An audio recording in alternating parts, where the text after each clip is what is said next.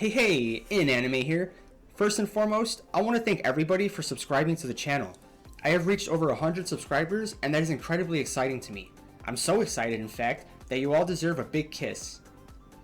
Yeah, I'm sure you guys found that as creepy as I found it every time it happened in the episode. But there's a lot to talk about, so pull up a chair and let's discuss.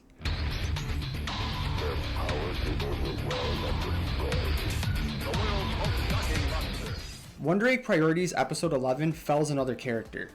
Rika has completed her game, and compared to Momoe's scene, it's actually very sweet when she reunites with Chiami because there's a legitimate happiness when they see each other.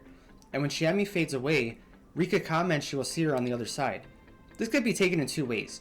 Either she means she will see Chiami again in reality because the Accas told their heroines that they would be able to bring these girls back to life, or, being Rika, who's probably the most skeptical of the girls, understands that Chiami isn't going back to reality, but rather she means she will see her again in the afterlife. Regardless, this tender moment is cut short, and excuse the pun, when we are introduced to Dot, who slices down Manon and psychologically breaks Rika. Then we cut to Ai visiting the Acca brothers' house, and the true meat of the episode begins, which is the backstory of the Acca brothers themselves. Now, let's think about the cliffhanger we left off on in the last episode. I finally asked Mr. Sawaki about Koito's death. We expected to get an answer this episode, but learned nothing. However, think about the setting and the time of this episode. Typically, when the girls buy an egg, they go during the day, but here, Ai visits late at night. I can only infer that whatever Mr. Sawaki told Ai, she felt compelled to visit the Accas right after. It's hard to deduce what he could have said because I don't think he has any association with them, but depending on the conversations that Koito is having with him, maybe Ai was able to grab something out of that and relate it back to the Accas. I guess we'll have to find out in the next episode, but oh, those Acca brothers. First, I want to say that I was always skeptical of them, and I still am. And I want to emphasize that I think a lot of people will find some sympathy for them and focus their energies on Frill as being the main protagonist of the story, and I'm definitely not in that camp. I gave my video its title because I see a lot of comparison, and like Mary Shelley's Frankenstein, Frill is the quote-unquote monster, and the Accas are the scientists, and much like Dr. Frankenstein, they were playing God.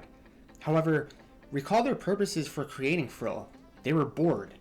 They were getting so overwhelmed with their research that they were like, you know what, let's create our own AI, and make her not super young, not real old, but as a 14-year-old girl, and give her the qualities of one. This is one issue right here. They were the wrong people to create a little girl. They have some very misguided viewpoints about women. Think about some of the things they have said in the past, specifically in this episode. Being uncontrollable is the essence of femininity.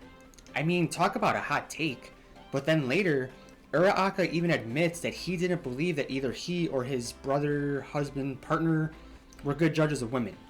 Their actual relationship is left kind of vague, but it's not really important enough to discuss, in my opinion. So, as parents, they actually weren't that great either.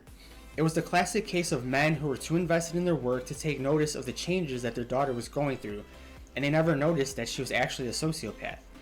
And maybe give credit to the direction of this episode, I actually felt pretty sick and some anger towards Acca when, despite the fact his wife was murdered and child almost killed, that he pushes Frill down the stairs and kicks and beats her. That scene was so powerful, and I think it was meant to really convey the theme of child abuse that young girls experience. And that leads to my last point about them. We have to remember that Uraraka is telling Ai this story. That means we are hearing it from the viewpoint of the abuser himself. I need to emphasize that I don't think Frill is really a sympathetic character, but there is a lot of blame to be given to both the Accas. Even at the end of the episode, Lightning Bug Acca comments that by hearing the story, hopefully Ai doesn't commit their same mistakes. No, the real mistake was trying to create a human life in general. And when you think about it, it makes them even more terrible because it's not like they didn't have the capability of creating life naturally. Acca fathered a child and was in a stable and happy relationship. They did this purely out of boredom. But now let me change focus to Frill real quick. First, Frill is powerful. I find it hard to hate her completely because I think rather than being a singular character, she's actually meant to be a powerful metaphor. She is the temptation of death. Basically, all the girls she encounters have already thought about suicide, but she is the one thing that kind of gives them an extra push to actually do it. Well, I think it's clear that Frill is a metaphor for the internet and cyberbullying. A lot of the time, for both boys and girls, they have these thoughts of suicide, and unfortunately, they wander the realm of the internet, and of course there are trolls and people in general that urge them or push them to just do it, and they enhance the terrible thoughts they already have. And I believe that is what Frill is meant to symbolize. But now I'm scared. There is a lot to cram into the last episode, and I hope the show hits the mark. Neiru hasn't even shown up yet, and while they might do a quick couple of minutes of focus like they did with Rika, I'm getting worried she's going to play a bigger part in all of this. Don't forget, she was essentially created too, in a lab, and is associated with the Accas through Platy. Are we going to learn that she knew about all of this all along? Is she possibly the third friend that Frill created? I mean, go back to the scene and look at the tank. She created Dot, Hyphen, but there was a third one left. Could the scars on Neiru's back have been made by one of their scythes during an argument? I know this is widely speculative, but hey, the show has given us a lot to speculate and wonder about.